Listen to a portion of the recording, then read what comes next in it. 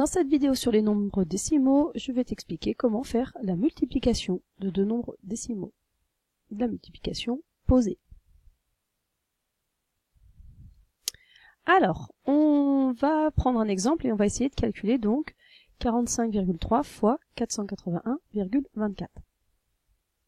Alors pour faire ça, en fait, on a une méthode. Je te la donne.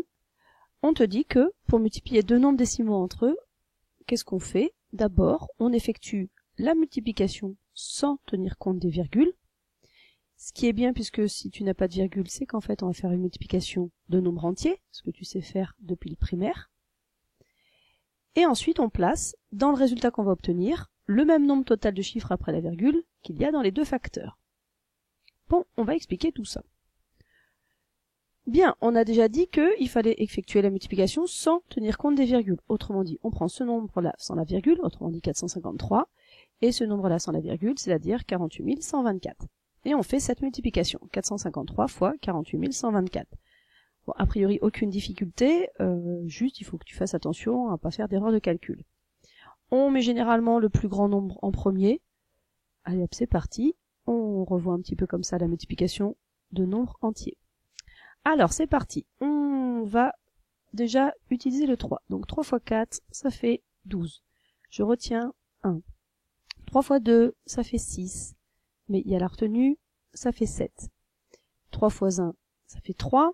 3 fois 8, ça fait 24. Je pose 4, je retiens 2. 3 fois 4, ça fait 12. Avec la retenue de 2, ça fait 14. Ça, c'est pour la première ligne. Ensuite, on sait très bien qu'il va falloir faire la même chose avec ce 5. Oui, mais c'est pas un 5, hein, c'est un 50. Autrement dit, on sait très bien que on va rajouter une dizaine de plus, c'est-à-dire que là, on va mettre un 0 ou un point. Tu choisis, tu fais ce que tu veux. Ensuite, c'est parti, on commence. On va donc faire 5 fois 4, 5 fois 2, 5 fois 1, etc., etc. Donc 5 fois 4, ça fait 20. Donc ça fait 0, je retiens 2. 5 fois 2, ça fait 10. Avec la retenue de 2, ça fait 12. Donc je pose 2, je retiens 1. 5 fois 1, ça fait 5, mais avec la retenue de 1, ça fait 6. 5 fois 8, ça fait 40. Donc je pose 0, je retiens 4.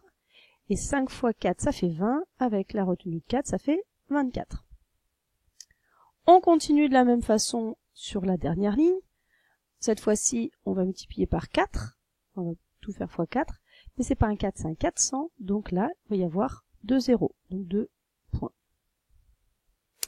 Ensuite, donc 4 fois 4, ça fait 16. Je pose 6, je retiens 1. 4 fois 2, ça fait 8. Et 1, ça fait 9.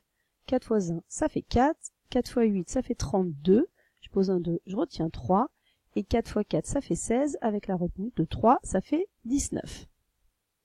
Bon, ça y est, on a fini. Il n'y a plus qu'à additionner tout ça. 2 plus 0 plus 0, ça fait 2. 7 plus 0 plus 0, ça fait 7.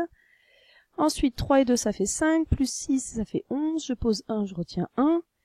Ensuite, pour aller vite, 6 et 4, ça fait 10. 1 plus 9, ça fait 10. Donc tout ça, ça fait 10 plus 10, autrement dit 20. Je pose 0, je retiens 2. Ensuite, 4 et 4, ça fait 8. Et 2, ça fait 10. Donc encore 0, je retiens 1. Ensuite, 4 et 2, ça fait 8. Et 4 et 2, ça fait 6. Et 2, 8. 9 et 2, ça fait 11. Je pose 1, je retiens 1. Et 1 et 1, ça fait 2. On trouve donc que 453 fois 48 124, c'est égal à 21 800 172. Donc ça, c'est juste la multiplication sur les nombres entiers, donc sans tenir compte des virgules dans les nombres qu'on avait au départ.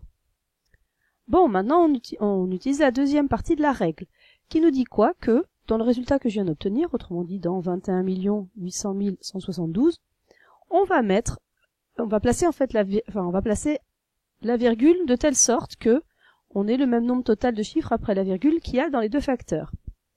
Bon, bah regardons dans le premier facteur. Dans le premier facteur, il y a un chiffre après la virgule, le 3. Dans le deuxième facteur, il y a 2 chiffres après la virgule, le 24. Autrement dit, au total, tu vas avoir 3 chiffres après la virgule. Eh bien, qu'est-ce qu'on va faire? On va prendre donc 3 chiffres ici, et on mettra la virgule ici, entre le 0 et le 1. Donc, je te réexplique. On a dit, on a un chiffre ici après la virgule, ici 2 chiffres après la virgule, au total ça fait donc 3 chiffres après la virgule. On utilise celui-là, on prend 3 chiffres, on met la virgule, hop, c'est réglé. Autrement dit, 45,3 fois 480,24, c'est égal à 21 800,172.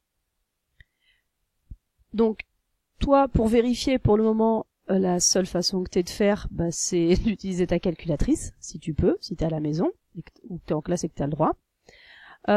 Si tu n'as pas le droit de l'utiliser, l'idée c'est au moins de savoir si ton résultat il est cohérent. Est-ce que c'est possible ou est-ce que c'est bizarroïde ton résultat? Et là donc, il faut juste en fait savoir quel est l'ordre de grandeur de ton résultat, c'est-à-dire combien on devrait à peu près trouver. C'est-à-dire est-ce qu'on doit trouver plutôt 218 000, plutôt 21 000, plutôt 2000, plutôt 2180. En gros, où est-ce qu'elle va être plutôt la virgule? Est-ce qu'elle est plutôt là, je ne sais pas trop.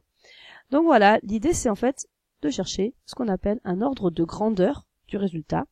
Et ça, je te renvoie donc à une autre vidéo qui t'explique comment trouver un ordre de grandeur d'une opération.